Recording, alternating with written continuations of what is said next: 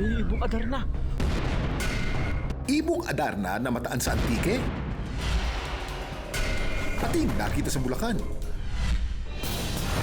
At isang cobra umapir sa loob ng kabinet. Narito ang 10 pinakanakakagulat na engkwentro sa mga hayop sa iba't ibang sulok ng bansa.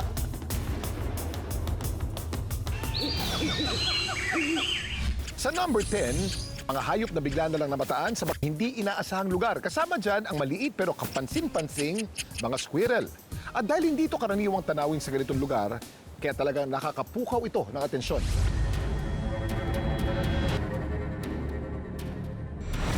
Isa raw sa mga lugar kung saan naglipa na ang mga squirrel, dito sa boundary ng Las Piñas at Alabang, kung saan ilang residente na raw ang nakaspat sa kanila.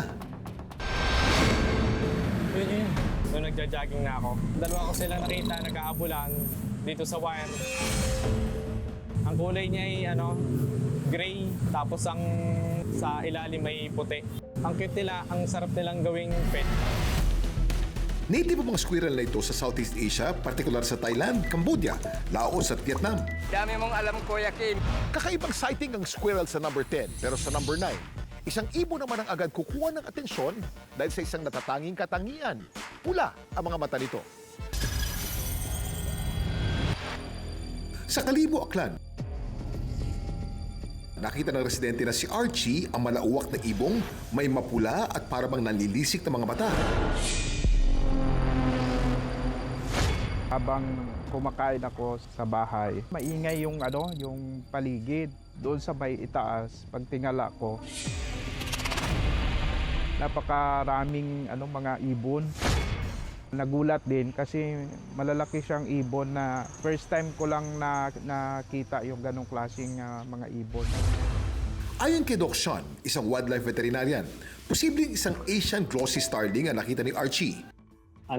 Distinguishable siya dun sa itsura niya basically, na pure black, tapos crimson red or scarlet red yung tawag nila dun sa mata niya. So yun yung tapos itim yung pupils. Highly adaptable daw ang mga Asian glossy starling, kayang-kaya nilang sumabay sa fast-paced life sa syudad. Hindi rin sila choosy sa tirahan. Kapag feeling nila secure ang area, dun sila tatambay. Kung number 9, mga mata ang agad pupukaw sa ating atensyon, yung hayop sa number 8, naririnig nyo na ba? May isang bisita na tiyak mapapalingon tayo. Di tao, kundi kwago.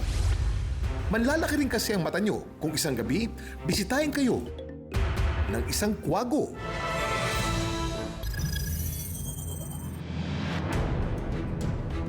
Ang may-ari ng video na siya ring dinalo ng kwago na si Lavinia.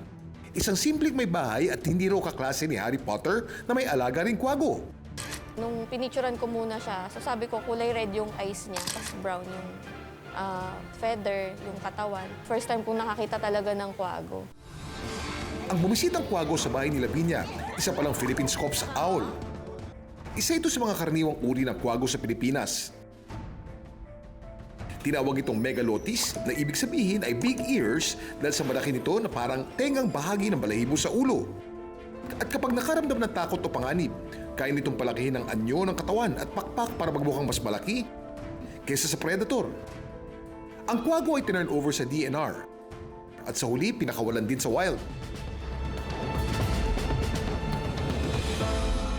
Mula sa kwagong biglang nagpapakita, lumusong naman tayo sa dagat para sa isang enkwentro sa kakaiba rin ng itsura. Mahuhulaan nyo na ba? Sa number 7, ang tomato jellyfish.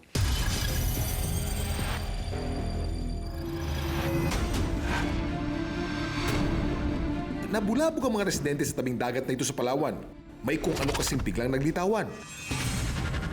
Usually po ma'am, nakakita kami yung jellyfish na marami po siyang galamay. Nakakamatay yung mga ganong klaseng jellyfish. Ang uri ng jellyfish na naglitawan sa Palawan, isang di pangkaraniwang dikya na kung tawagin ay Philippine tomato jellyfish. May bating ka ditong pula o minsan orange na bell shape na may kukumpara nga sa kamatis.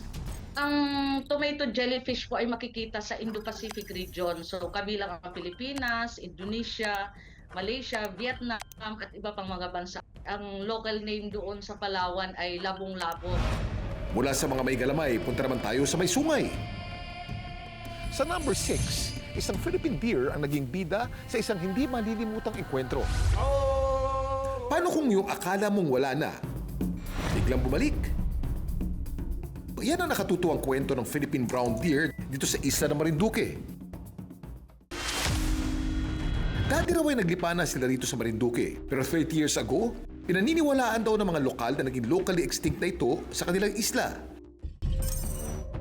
Pero nitong Hulyo lang, biglang may nagbalik. Ang Philippine brown deer na ito nakunan sa Marinduque Wildlife Sanctuary.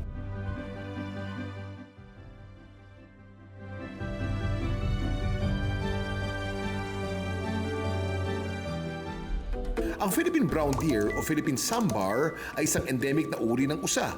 Ibig sabihin, sa Pilipinas lang ito natural na matatagpuan. Kumpara sa ibang uri ng sambar deer, mas maliit at payat ang pangangatawan nito. Mas maliit ang mga sungay o antlers. Mas aktibo rin sa gabi ang mga usa pero hindi sila nocturnal. Sila ay crepuscular. Ibig sabihin, pinaka-aktibo sila sa madaling araw at pagsapit ng dilim pero hindi ibig sabihin ay natutulog na lang sila maghapon. Ang dami mo!